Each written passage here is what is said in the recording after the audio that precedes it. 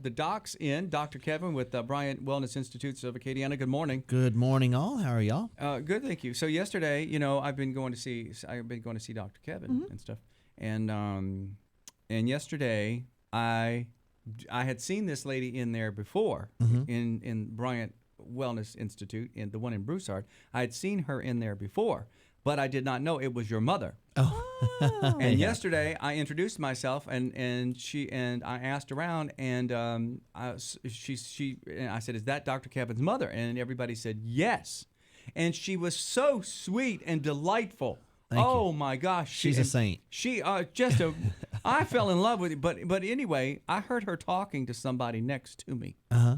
And so I had to interrupt, and I whipped out my recording device. And so I thought I'd play it for everybody this morning. Oh, let's hear it. Yeah, That'll because now he's all into almonds and spinach, and he looks so buff, like he could be on one of those manly contests, whatever you call them.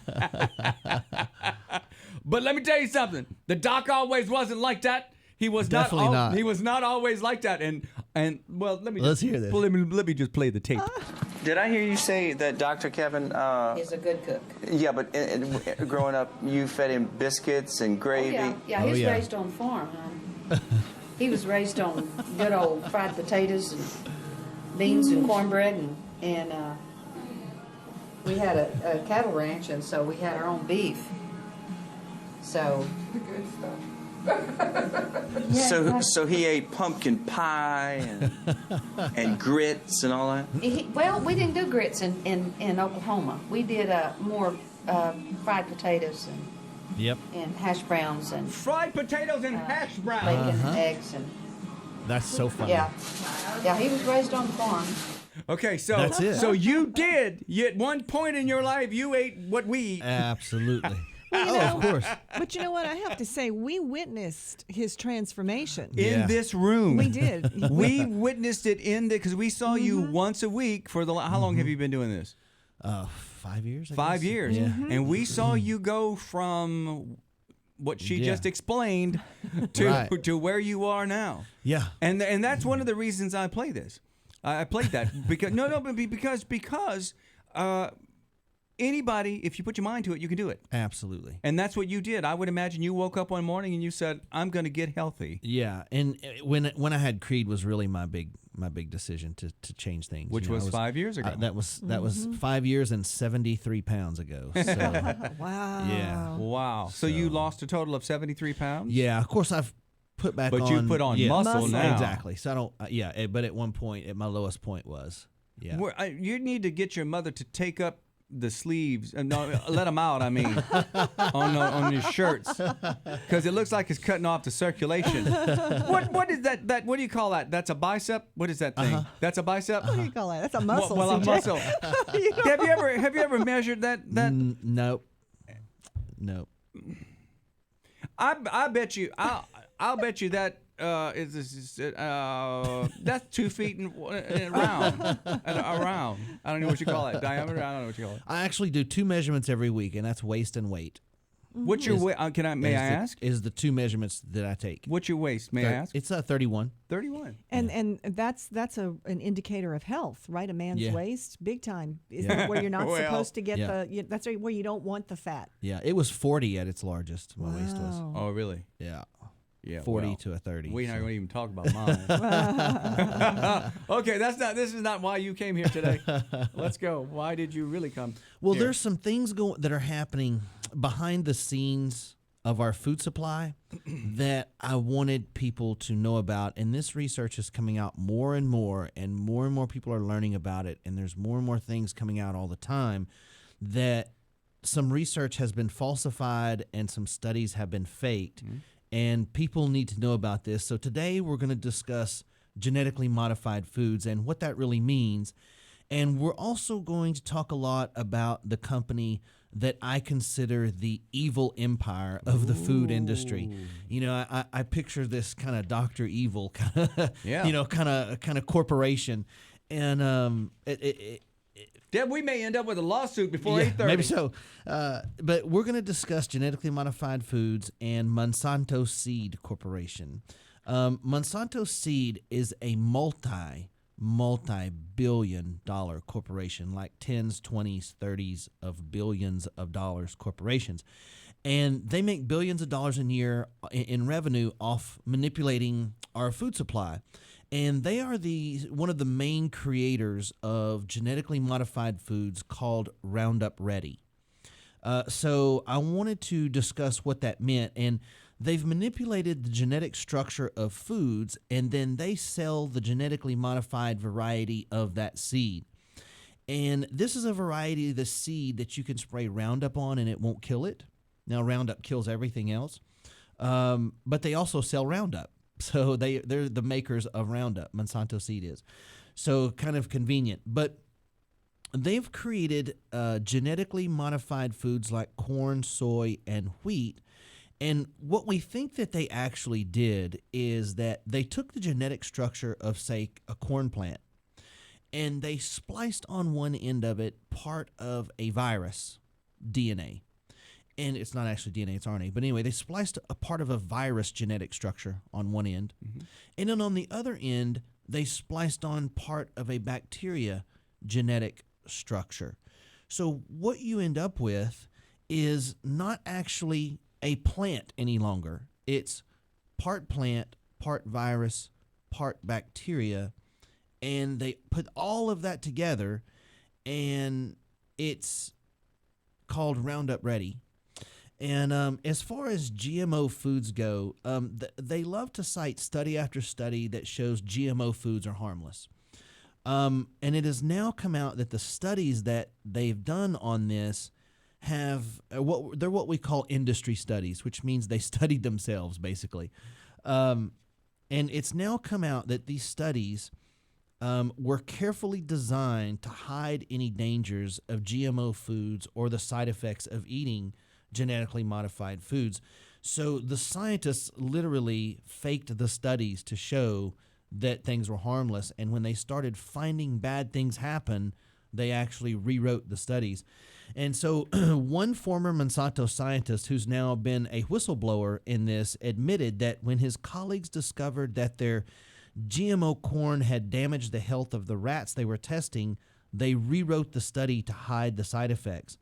And according to the official studies put out by Monsanto, the rats did just fine. But a European firm reanalyzed the study and found that, and listen, this was a 90-day study.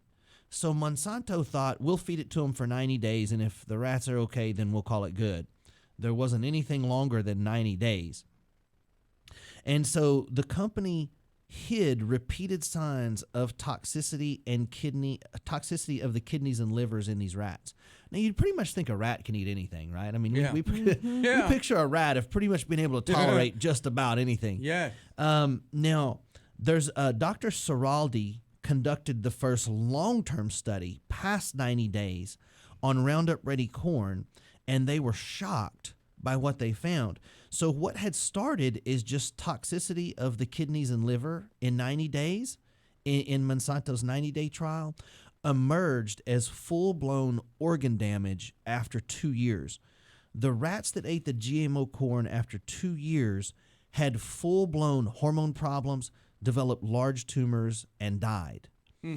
So how do we know what we're eating? How do we know that? Well, how do we know if we go to Albertsons and get corn and go home and cook it? How do we know what we're eating? Well, there's now a higher chance than not that it's GMO because it's not labeled. So after the break, I'm going to show you why it's not labeled, but it's not. You have no way of knowing. It's corn. You don't know. It's soybean. It's wheat. You don't know that it's GMO. But Dr. Seraldi's research, once he published it, Monsanto's lawyers and front groups sprang into action, and there were researchers that were threatened. There were researchers that were fired. Researchers lost their accreditation. They lost their funding. They were denied tenure, and they were hassled in many other ways. So there's an ongoing effort to quiet these people who are coming out with these new studies. And so Dr. Seraldi actually took Monsanto to court and won a defamation lawsuit when they tried to discredit his long-term study. So he was able to prove this research in court. that they had falsified records and that they were hiding some of the dangers of GMO foods. So the bottom line in his research is that GMO foods and Roundup, and the Roundup that it's sprayed on, has the potential to cause numerous health concerns, and these health concerns have been systematically hidden by and those that speak out about them have been systematically attacked. And so it kind of reminds me of big tobacco back in the day. You know, they hid all the research. They actually said cigarettes were healthy at one time, you know, back in the day. Yeah. And all for corporate profit. So when I say Monsanto is the evil empire of the food industry, now you know why. And you will not believe how powerful this corporation is. So you might ask, well, how is our Food and Drug Deb, I'm Administration... going to drive you home, baby. I'm going to drive you home, darling. So you might say, how's the Food and Drug Administration letting this happen? How's the Department of Agriculture not doing something about this? But when we get back from break, I'm going to show you the link between Monsanto seed and the U.S. government, and you will be shocked at how big of a link there is between the two. They actually work together on a lot of this stuff. But the bottom line with this segment is don't believe that these altered studies saying that GMO products are 100% safe. There's no way. We don't know that. It hasn't been researched enough. We do know that health problems like allergies, autoimmune diseases, these type of things are skyrocketing, but there hasn't been a study knowing what's what. So when I talk about eating whole organic foods, GMO-free foods, you understand why, that these things are important, that we do that, that we try to eat as healthy and clean and as real a food as possible, not Frankenfoods, not Frankenstein-based foods. Yeah. So, you wouldn't think that we would want these Frankenstein foods in our food supply, but the truth is they're everywhere. The only way to avoid them would be if your diet was completely organic, which almost no one, including me, is able to do. But if you're eating something that has corn, soy, or wheat in it, you're more than likely eating a genetically modified ingredients in there. And, since this has come about, allergies, hormone problems, immune system disorders, and autoimmune diseases, all of this is skyrocketing, which, by the way, I wanted to talk just a second about autoimmune diseases. Autoimmune diseases are growing at a rate that, if you really look at it, it is alarming. Now, here's the deal, though. We don't see that in society because autoimmune diseases are broken down into their individual disease, not grouped into an autoimmune disease category. If we grouped all autoimmune diseases into one group, it would be the most popular and the fastest growing disease by far, the largest killer. So, in other words, we group heart disease into one category. We don't say plaquing of the right artery, plaquing of the left artery, or stroke, or we just say heart disease, number one killer. Same thing with cancer. We don't break it into skin, liver, lymph. We say cancer, number two killer. But if we put autoimmune diseases in one group, it would blow those other ones away by far. And so 50 million Americans now have autoimmune diseases. And what does autoimmune disease mean? What is that? What that means is your body has literally attacked itself. So your immune system has determined that part of your body does not belong there, and it goes and kills it like it would a virus or a cold or a flu. So if it's your thyroid, you end up with, Hashimoto's thyroid disease. If it's your pancreas cells, you end up with diabetes. So if it's your cartilage in your joints, you end up with rheumatoid arthritis. And so your body literally has decided that part of you is not you and goes and kills itself and attacks itself. That's what autoimmune diseases are. And so, well, happy Wednesday to you too. Yeah, really. No, but if you think about this, if you grouped all those things together, it would be the number one disease by far. So our bodies are literally turning against itself in very high rates, and allergies are skyrocketing. Hormone problems are now commonplace, and we just need to know where this stuff is coming from. And something has to be causing all this, but we just don't know what. And so you might ask... So you're saying hold up, swole up. You're saying that back in the 30s, 40s, we didn't hear about autoimmune diseases. It was very rare. I mean, it's getting more and more. You know, it was rare back in the day. Was it truly rare, or did we just not hear about it? There was a little bit of not hearing about it, but it was actually much rarer, because an autoimmune is not something you don't know you have. In most cases, okay. You know, somebody's going to know. So I guess what I'm getting at, can you see the increase with the introduction of genetically modified foods into our diets? Well, does it go hand in hand? They haven't really looked closely at it. There hasn't been a lot of research out there. The research that has been done on GMO is startling. The real studies, not the faked ones, is startling, but it's just too new. We just don't know. And that's something else that's so concerning about this is, you know, this stuff hasn't really been followed through with yet. We just rammed it into the food supply and ran with it. And you know, you might say, how does the government sort of let this happen? How does the Department of Agriculture That's what I was thinking. And so some under the table squirrely kind of stuff going on? It is. You know, Monsanto has literally cornered the American political system in dramatic ways. I don't have time, nor will I bore you with the actual names, but I have 2 pages of people associated with Monsanto seed that are now heads of major governmental agencies. The head of the Food and Drug Administrations, the head of the Department of Agriculture. They've donated millions and millions of dollars to officials, senators, congressmen, presidents. Even one of our Supreme Court justices used to be the attorney from Monsanto. So follow the money. Exactly, follow the money. So they control the government to the extent. You wonder how those people sleep at night, though. Mm-hmm. It's true, but they control the government to the extent that we can't even get past a sticker on the food that says contains GMO ingredients. So my thing is, look, if it's safe, no problem. Let's just have a sticker on there so that I know what I'm getting. I just want to be educated. And, you know, I'm not saying it's the worst thing in the world, but I just want it studied. I want somebody to study this long-term who's unbiased to tell me if GMO foods are really safe or they're not safe. So, and if they really are safe, why wouldn't they want the label on the the sticker on the label? Yeah, what are they scared of? So, exactly. You know, all I'm saying is let's do some studies, real unbiased studies. Let's label what we're eating so that people can make their informed decision. And listen, I love our farmers. Don't get me wrong. I mean, I support them 100%. And the truth is that if Farmer A didn't grow Roundup Ready, the farmer that did he couldn't compete. So, and our farmers have to compete. You know, you have to be able to grow so much per acre in order to compete with the other farms. So it's not their fault. It's just that what needs to happen is that if we could have some long-term studies about this and see what's going on, then consumers can make their choice. And if consumers... Why do we need to alter it anyway? Why can't we do it like the old days and just grow real food? Grow real food, right. I'm asking. Well, it's about production. It is. It's all because it's all about growth per acre. Like how much can we make per acre of land? Follow the money. Yeah, as opposed to quality.